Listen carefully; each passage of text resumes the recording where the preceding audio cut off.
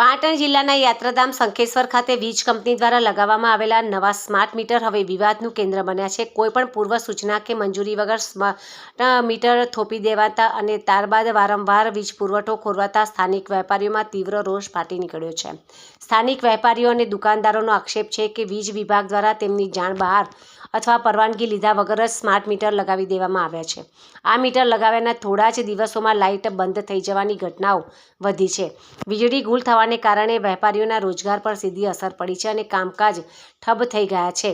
વીજ પુરવઠાની અનિયમિતતાને કારણે દુકાનદારોને મોટું આર્થિક નુકસાન સહન કરવાનો વારો આવ્યો છે।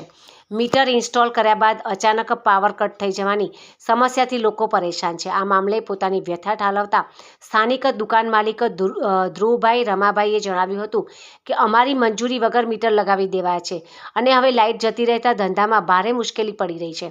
તંત્ર દ્વારા તાત્કાલિક આ મીટર દૂર કરી જૂના મીટર ફરી લગાવવામાં આવે તે જરૂરી છે।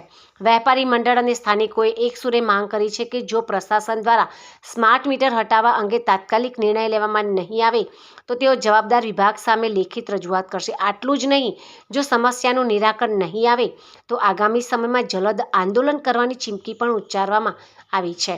આ મુદ્દે હાલમાં સમગ્ર શંખેશ્વર પંથકમાં ચર્ચાએ જોર પકડ્યું છે અને વેપારીઓ એકજૂથ થઈને વિરોધ પ્રદર્શન કરવાની તૈયારી કરી રહ્યા છે। શોપિંગ સવારની દુકાનમાં લાઇટ નથી। કાકા સવારના ધંધો કર્યા વગર બેઠા હતા। અત્યારે હું આવ્યા મેં કાકાને પૂછ્યું તમે કેમ બેઠા હો, તો મને કે સવારની લાઇટ નહીં।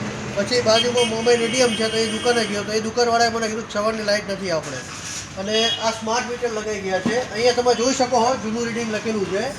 આની પહેલાં જૂનું મીટર હતું અને આ કાકાની દુકાન બંધ હતી અને હું હાજર નહોતો। હું દુકાનનો માલિક છું, તો અમને પણ પૂછવામાં આવ્યું નથી કે દુકાન પાડવાને પણ પૂછવામાં નથી આવ્યું કે ભાઈ આ સ્માર્ટ મીટર અમે લગાવીએ છીએ, તમને મંજૂર છે બરાબર? અમને પૂછ્યા વગર અમારી મંજૂરી વગર આ સ્માર્ટ મીટર લગાવી ગયા છે અને સરકારના પરિપત્ર પ્રમાણે આ મીટર દુકાન માલિકીની કે દુકાન ભાડવાતની રજા મંજૂરીથી લગાવી શકાય બરાબર? આ અમને પૂછ્યા વગર લગાવી ગયા છે। સવારની ભાઈને લાઇટ ઉપરથી કાપી નાખી છે ઓનલાઈન।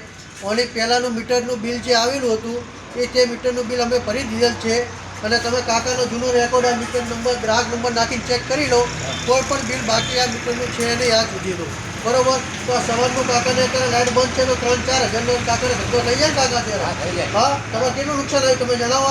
5,000નું આજે નુકસાન છે। તો તમારી શું માંગણી છે? જે મીટર આપણું હતું એનું લાવી નાખે। તો મારું કહેવાનું એવું છે કે હું દુકાન માલિક છું પણ મારી અહીંયા શંકેશ્વરમાં હાજરી હોતી નથી। મારે પાટણ રહેવાનું છે બરાબર? હું અહીંયા હાજર હોતો નથી। હું દર મહિને કે કાકાને કે ભાઈ બીજા કોઈ ભાડવાતને કે દર વખતે મારે બિલ ભરી આપવું પડે એવું કે મારે કંઈ શક્ય હોતો નથી મારી જોડે એવો ટાઈમ। તો જેથી કરીને સરકારને વિનંતી કે આ સ્માર્ટ મીટર કાઢીને સાદા મીટર લગાવી દે તો જેથી કરીને વેપારીને કોઈ તકલીફ પડે નહીં અને એમને ધંધા રોજગારીમાં પણ કોઈ તકલીફ પડે નહીં। રાવલ ધ્રુવ શંકેશ્વર અને કાકાની દુકાન છે જય ગોગા લેક, ત્યાં આવીને તમારે એવું હોય તો રૂબરૂ મુલાકાત લેવી।